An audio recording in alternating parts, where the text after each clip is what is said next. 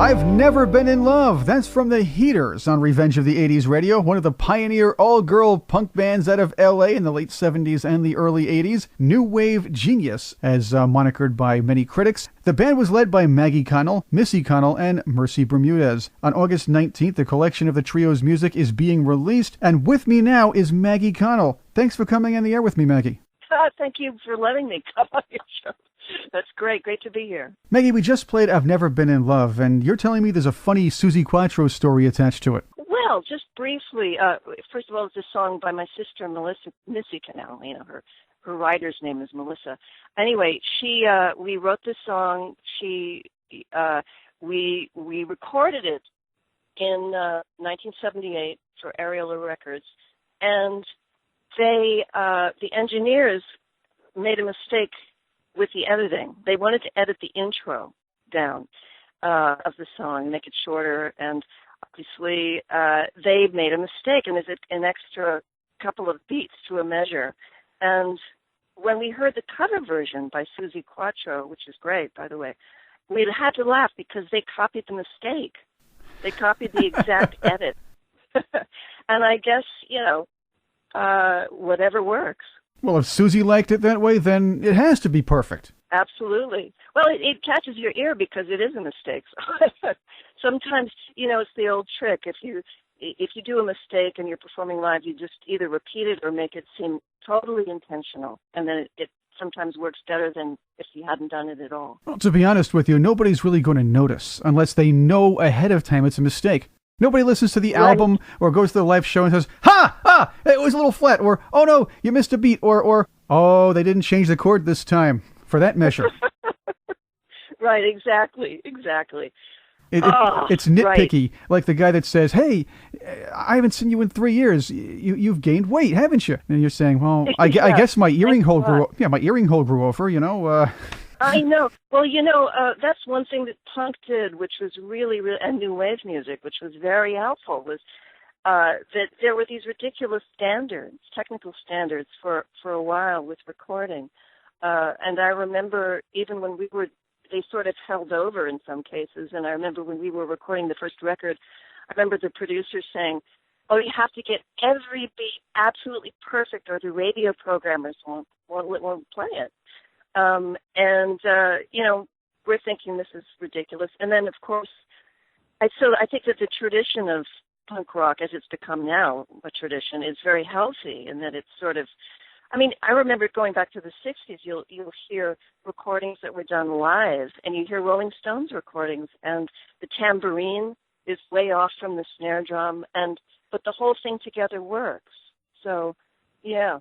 It's about the show sometimes live, and there are some things you can do live that you can't do in the studio as well, and that's something that your band kind of fell under too. I want to get into that, but let's start from the beginning. And yours was a time when all-girl rock bands were extremely rare. What brought you, Maggie, and Mercy together to form the band, and what inspired you to start it? Then hit the streets of L.A. with that new sound.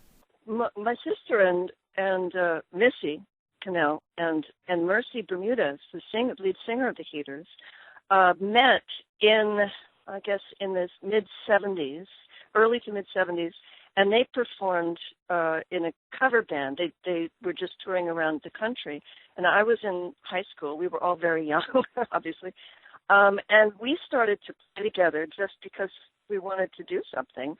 But again, this is pre-punk, pre-new wave, and so we just started to play as a trio around, and then eventually Missy had an old friend named James Demeter, who became the guitar player of the Heaters, and we played with him, and it was fun. And then eventually we got together with Phil Cohen, who was the original drummer for the Heaters. And so we played a lot just for the hell of it because we wanted to. And eventually there was this outpouring of energy on the scene in the mid-70s, and we were playing kind of a wide range of material, and really Missy wrote like 95% of it, and then she was really, I remember growing up, and she would be constantly recording and doing sound-on-sound recordings and writing these incredible songs. So she kind of became the main songwriter and arranger for the Heaters. We were first called Emerald City, and then we had to change the name because there were too many other bands called Emerald City. So we became the Heaters when we were signed. I think that was what happened in 1978. And the name came up just by pointing at different things in the room and saying, "Oh, the Heaters." There was a little electric heater on the floor. You mean you could have been the air conditioners or the dryers or Exactly. maybe the microwave ovens, Exactly. the hot plates? We could have been. We really could have been. So let's see. But then what's interesting is that, so we just played a lot. We played a lot. We got shows right as things started to open up on the Sunset Strip in Los Angeles. For a while, the clubs were completely dark, and they just had disco and maybe certain heavy metal groups or southern boogie rock kind of things that were on the radio. But there was no street-level action, so to speak, until this new scene started to develop. And we were one of the first bands to play clubs like the Starwood at that time. It was us and another band called The Quick, I remember. And gradually it became a real thing. There were people that actually were flooding the clubs and wanting to hear new music from bands that were touchable, that were not already stars. So there was a street scene that developed. But what's interesting is that we never quite fit into either the punk category or the new wave category at that time. We knew that. So I think that we wanted to unify what we were doing, and also there was a lot of attention because that split up the group because there were 3 women and 2 men. So we decided to all wear the same outfits to just appear as a unified front. And these outfits were white and black vests, white shirts, and skinny black ties, and black pants, We all wore that, so it was sort of like a uniform. And we were doing that in a funny way to be as uncool and unhip as possible, because at that time, it wasn't particularly cool to look like that. You were supposed to have torn shirts and, safety pins and things like that, which were punk. We loved punk, actually, but we just didn't have the same kind of approach. However, we loved the energy of punk, and we were kind of inspired to just present everything with as much energy, physical energy, as we could. So it was like an athletic event, basically, each show, which was really fun. It was fun to combine music that had a lot of harmonies, was very melodic most of the time, and the high energy. And the good thing is the cool suits were adopted a lot by the new wave bands of the coming years. They were. I mean, there may have been 1 or 2 people doing it. I don't know. It's almost like a mod thing, too, I think from the early 60s or something, possibly. But I think we were one of the first ones that would. In fact, there was a group, the Knack. I don't know if you remember the Knack. Oh, the Knack, yeah. That was definitely the cool thin ties and the suit, and I remember that. Yeah, I mean, it's a kind of thing there's a zeitgeist thing to it. It's subliminal. I mean, people sometimes have the same idea at the same time, so you can't really pinpoint who originated it. I mean, nothing is really new. It's just recycled. But however, that said, Doug Feiger of the Knack did admit that they very consciously stripped off our outfits. And they liked them, and so they said, we're going to do that too. With me is Maggie Connell of the Heaters on Revenge of the 80s Radio. The Heaters are releasing a series of tracks that they recorded back in 1983 in a compilation called American Dream, the Portastudio Recordings. Now, these weren't released, and a lot of that has to do with your first 2 albums. As you were saying, you had a great live show, and you were known for your work on stage. What happened was, though, your albums, which were much anticipated by the music people back then, they didn't seem to catch the fire your live shows did. And there are some reasons for that. You describe them in the liner notes that come with this new collection. In your opinion, why didn't the albums or the recorded versions of the Heaters gain the airplay and attention they deserved? Well, I'm there's many reasons, but we were not fond of the experiences that we had recording them. And also we were not happy with the results. And in general, we did get some good reviews, but the people that knew the band live were aware that that neither album reflected the band. So, okay, I think that we had difficulty with the recordings, largely because we were not allowed to develop naturally as a band and weren't supported as bands. The things that made the Heaters original, which I think has to do with the fact that we combined very high energy melodic material, was at that time kind of unique, and a lot of harmonies as well.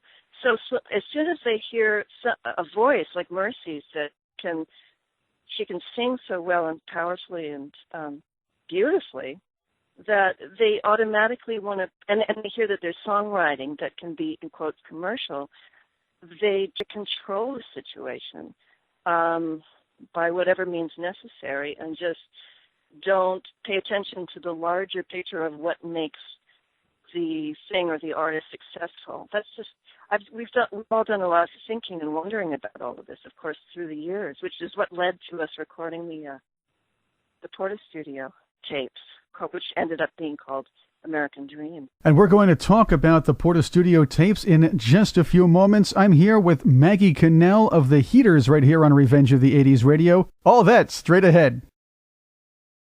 That's a track from our guest, Maggie Connell, off her 2001 solo album, The Luxury of Sadness. It's called I Slip on Rainbows. Maggie's my guest here on Revenge of the 80s Radio.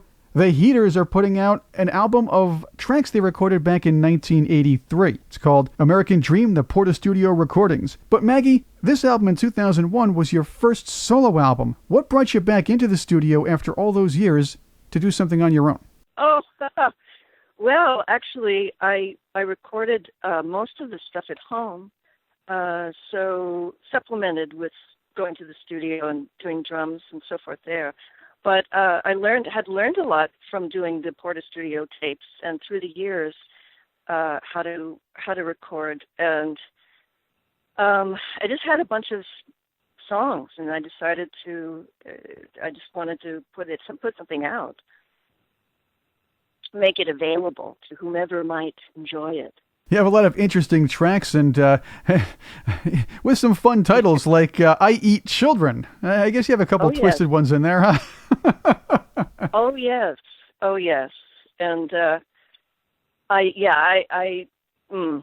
it explains itself. It explains.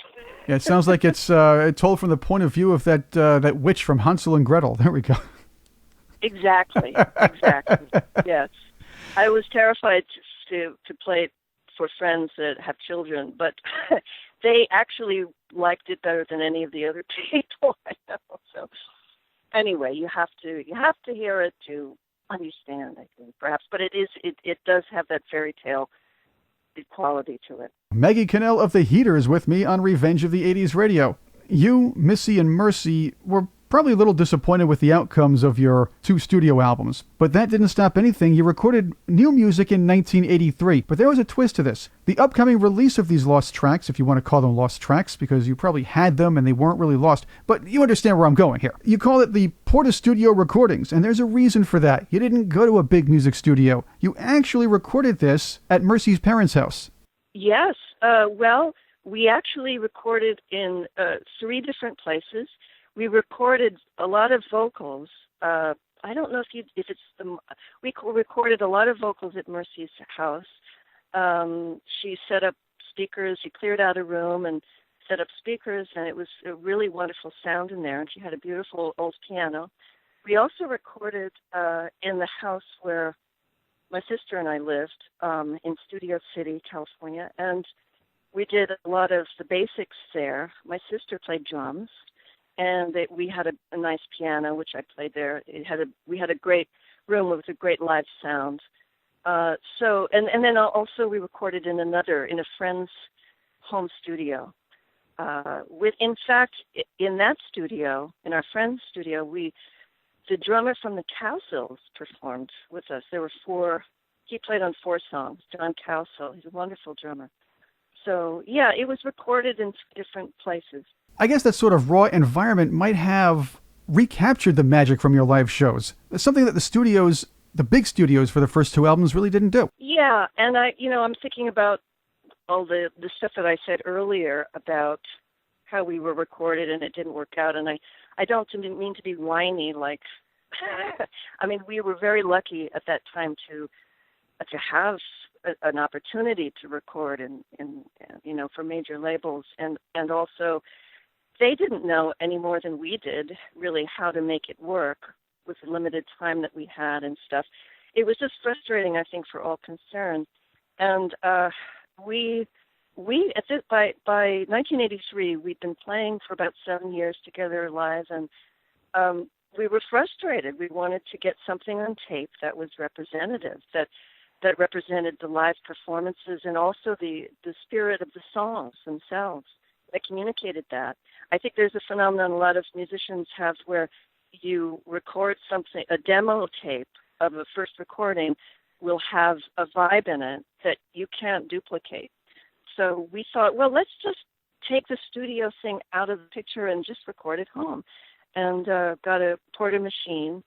Mercy's mother actually bought it for Mercy, and we all used that, which was a big break because we couldn't afford that. And it went on from there. Now, let's just take this back because many people our age are listening, but they have kids. And these kids really understand nothing when we talk about Portastudios, because right now we can build a broadcast or industry quality studio in our own places. You can build one in a room, in a garage, anywhere in your office, or you could even bring a mobile studio around with you and give that broadcast quality. Back in our day, a Portastudio meant something like a reel-to-reel, maybe some new machines that came out in the late 70s, early 80s, but nothing like what they have today. No auto-tune, thank goodness, and a lot of ingenuity. Yes, and like I think I mentioned in the liner notes to the record, sometimes it's a lot of creativity comes from pushing against your limitations, whether it's technical limitations or and then we've sort of discovered that it helps you narrow your focus, and so we were working in low tech kind of situation because it was cassette tapes. The Porta machine is 4 tracks, and it's high speed cassette recording, which was totally state of the art at the time, and it was wonderful because it enabled us to hear ourselves, to find out what worked and what didn't work without the pressure of paying for a studio. With me right now is Maggie Connell of the Heaters on Revenge of the 80s Radio. We're talking about the release of their 1983 recordings at a Portastudio, or a few of them, many of them, of course, at lead singer Mercy's parents' place, called American Dreams, the Portastudio Recordings, back in 1983. Tell us about some of the tracks that stand out to you. Oh, wow. Well, I would think, I think they're all unique and they're fascinating in their own way. Of course, I think of what we went through to record them as part of what it colors my vision of what they are. Let's see. One thing that stands out in terms of American Dream is that later on, Phil Spector heard it. Now, my sister wrote that song, Missy Connell. And anyway, Art Fine is a person that was involved with this whole project. In fact, he suggested we record vocal group songs, and if we would finish this project, these home recordings that we were doing, and recorded some vocal group songs with a lot of harmonies, that he would take a tape around. He happened to, I don't know, or he knew somebody that knew Phil Spector at that time, and he got a tape to him. And apparently Spector flipped out over this song, American Dream, as well as Mercy's voice.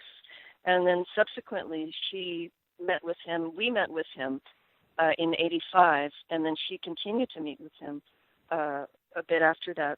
But that's what comes to mind with American Dream, and I love the words to it. You just have to, anyway.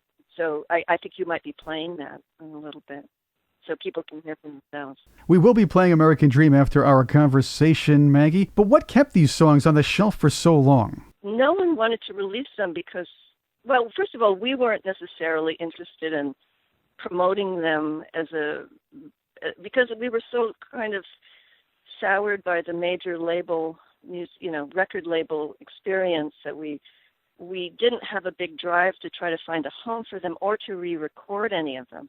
And in order to release on a label at that time, we would have had to re-record stuff because the sound quality wouldn't have been considered good enough. I think, in fact, a friend of ours brought the tapes to a label, Rhino, in fact, which is a really wonderful label, but they just said we really would need you to re-record and remix. And at that time, we were also kind of tired. We were just pooped, and also we knew that if we re-recorded the songs at that point and remixed them, then the vibe would be gone. We were a little superstitious, so yeah. So why release them now? What brought you, Mercy, and Missy together to say now is the time to release these songs? What really happened was that people kept reacting to them. They would want to know what in particular. Gary Stewart he worked at Rhino and now he's at Apple, and a really great advocate, along with, of course, Art Fine, who through the years has been an advocate of Heaters and our music. But Gary Stewart heard the tapes and said, why can't you make these available just so that people can hear them? And he helped us with that, just to be able to do it. He gave us a little money and he said, why don't you start the process and I'll see what I can do to help make it happen.